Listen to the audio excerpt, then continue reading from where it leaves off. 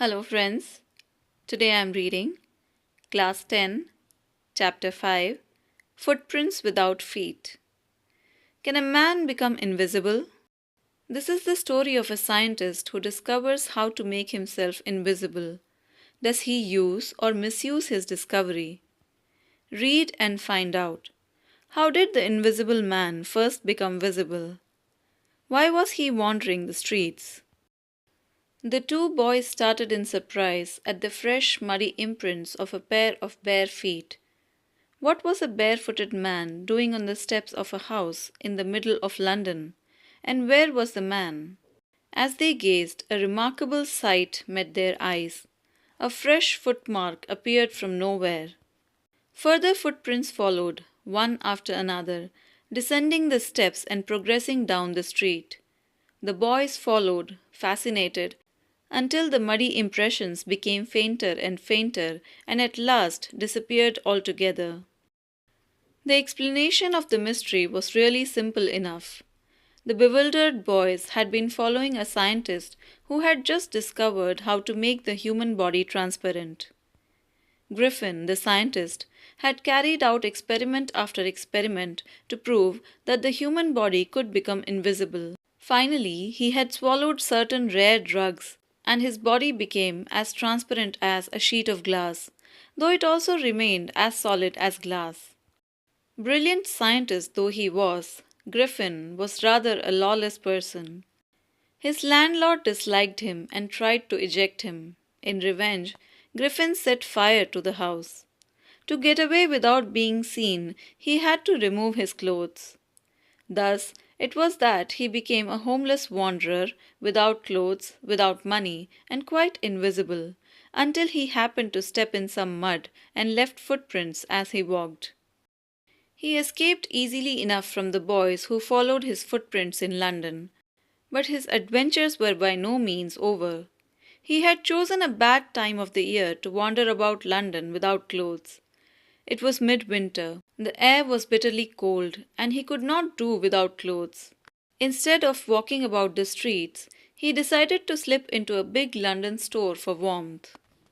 Closing time arrived, and as soon as the doors were shut, Griffin was able to give himself the pleasure of clothing and feeding himself without regard to expense. He broke open boxes and wrappers and fitted himself out with warm clothes. Soon, with shoes, an overcoat, and a wide-brimmed hat, he became a fully dressed and visible person. In the kitchen of the restaurant, he found cold meat and coffee, and he followed up the meal with sweets and wine taken from the grocery store. Finally, he settled down to sleep on a pile of quilts. If only Griffin had managed to wake up in good time, all might have been well. As it was, he did not wake up until the assistants were already arriving next morning. When he saw a couple of them approaching, he panicked and began to run. They naturally gave chase. In the end, he was able to escape only by quickly taking off his newly found clothes. So once more he found himself invisible but naked in the chill January air. This time, he decided to try the stock of a theatrical company in the hope of finding not only clothes, but also something that would hide the empty space above his shoulders.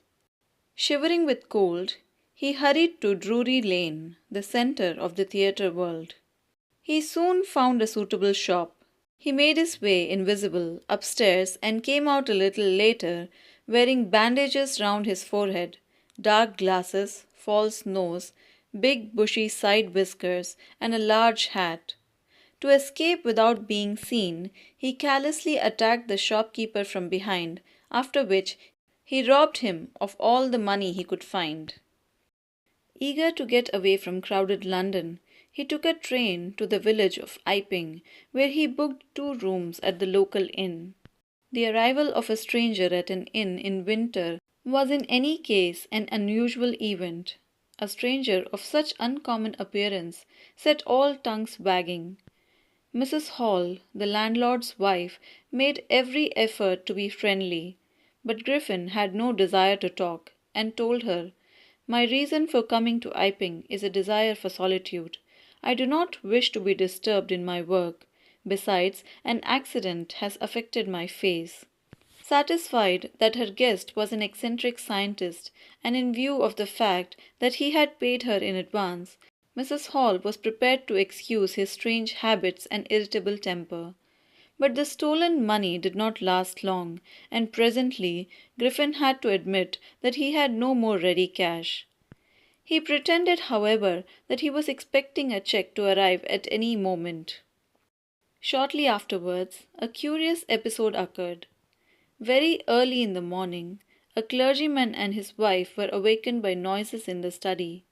Creeping downstairs, they heard the chink of money being taken from the clergyman's desk. Without making any noise, and with a poker grasped firmly in his hand, the clergyman flung open the door. "Surrender!" Then, to his amazement, he realized that the room appeared to be empty. He and his wife looked under the desk and behind the curtains, and even up the chimney.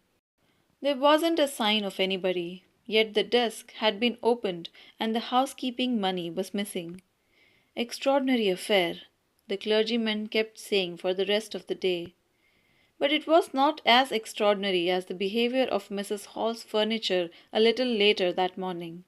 The landlord and his wife were up very early and were surprised to see the scientist's door wide open. Usually it was shut and locked, and he was furious if anyone entered his room. The opportunity seemed too good to be missed. They peeped round the door, saw nobody, and decided to investigate. The bedclothes were cold, showing that the scientist must have been up for some time, and stranger still, the clothes and bandages that he always wore were lying about the room. All of a sudden, Mrs. Hall heard a sniff close to her ear. A moment later, the hat on the bedpost leapt up and dashed itself into her face. Then the bedroom chair became alive. Springing into the air, it charged straight at her, legs foremost. As she and her husband turned away in terror, the extraordinary chair pushed them both out of the room, and then appeared to slam and lock the door after them. Mrs. Hall almost fell down the stairs in hysterics. She was convinced that the room was haunted by spirits, and that the stranger had somehow caused these to enter into her furniture. "My poor mother used to sit in that chair," she moaned, "to think it would rise up against me now." The feeling among the neighbors was that the trouble was caused by witchcraft. But witchcraft or not, when news of the burglary at the clergyman's home became known, the strange scientist was strongly suspected of having a hand in it. Suspicion grew even stronger when he suddenly produced some ready cash, though he had admitted not long before that he had no money. The village constable was secretly sent for. Instead of waiting for the constable, Mrs. Hall went to the scientist, who had somehow mysteriously appeared from his empty bedroom. "I want to know what you have been doing to my chair upstairs," she demanded, "and I want to know how it is you came out of an empty room, and how you entered a locked room." The scientist was always quick-tempered. Now he became furious. "You don't understand who or what I am," he shouted. "Very well, I'll show you." Suddenly he threw off bandages, whiskers, spectacles, and even nose. It took him only a minute to do this. The horrified people in the bar found themselves staring at a headless man. Mr. Jaffers, the constable, now arrived, and was quite surprised to find that he had to arrest a man without a head. But Jaffers was not easily prevented from doing his duty. If a magistrate's warrant ordered a person's arrest, then the person had to be arrested, with or without a head. There followed a remarkable scene as the policeman tried to get hold of a man who was becoming more and more invisible as he threw off one garment after another. Finally, a shirt flew into the air, and the constable found himself struggling with someone he could not see at all. Some people tried to help, but found themselves hit by blows that seemed to come from nowhere. In the end, Jaffers was knocked unconscious as he made a last attempt to hold on to the unseen scientist. There were nervous, excited cries of "Hold him!" But this was easier said than done. Griffin had shaken himself free, and no one knew where to lay hands on him. By H.G. Wells. So friends, if you know someone who will benefit from these videos, kindly share it with them.